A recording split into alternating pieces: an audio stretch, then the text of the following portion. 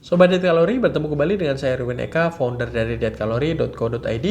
Dan pada video kali ini kita akan membahas tentang diet dengan menggunakan konnyaku. Nah, konnyaku ini merupakan jenis umbi-umbian yang berasal dari Jepang ya. Dan konnyaku ini di Indonesia sudah mulai banyak dijumpai dan merupakan bahan makanan yang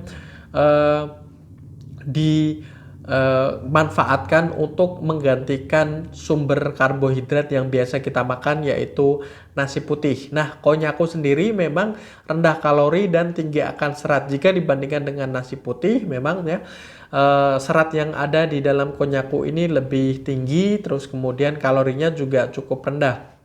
Selain itu ya, konnyaku ini merupakan bentuk karbohidrat kompleks, artinya diserap oleh tubuh kita dengan cara atau dengan sistem yang tidak sesimpel seperti nasi putih. Nasi putih biasanya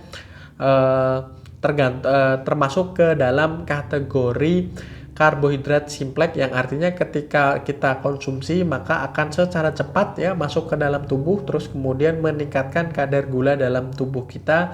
Dan ketika kadar gula dalam tubuh ini tidak dimanfaatkan oleh tubuh kita untuk beraktivitas, maka akan menjadikan tubuh kita atau mekanisme dari tubuh kita akan menyimpan sumber energi tersebut dalam bentuk cadangan lemak untuk suatu saat nanti akan diganti. Nah, selain konnyaku sebetulnya ya, jenis umbi-umbian lain yang ada di Indonesia seperti kentang, terus kemudian umbi ya, terus kemudian ya ada berbagai macam jenis varietas umbi-umbian yang ada begitu ya.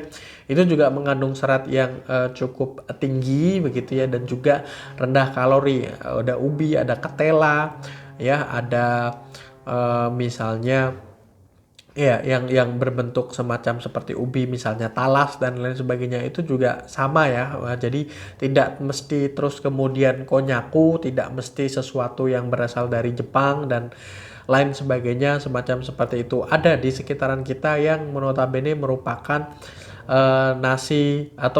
karbohidrat yang bersifat kompleks ya. Jadi bisa mensubstitusi nasi atau mengganti nasi putih yang seperti saya bilang tadi tercenderung simpleks. Bahkan dari beras sendiri juga ada, misalnya beras merah, beras hitam dan lain sebagainya, juga rendah kalori dan tinggi serat. Jadi ketika seratnya ini tinggi, maka akan dikonsumsi oleh tubuh kita dengan membuat perut kita kenyang lebih lama, dan hal ini akan membuat kita tidak makan terlalu banyak atau ngemil yang terlalu sering semacam seperti itu. Nah, selain itu ya, sumber karbohidratnya kita ganti misalnya konnyaku dan yang lain-lain yang saya sebutkan, umbi-umbian tadi yang bersifat kompleks ya.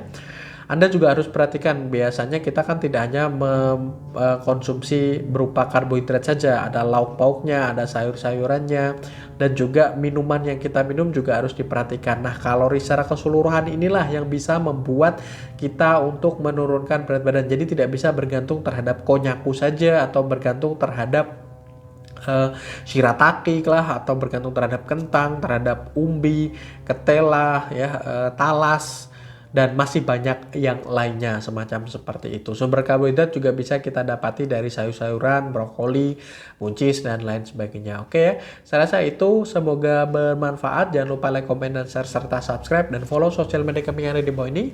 Dan sampai bertemu kembali dengan saya Erwin Eka dari dietkalori.co.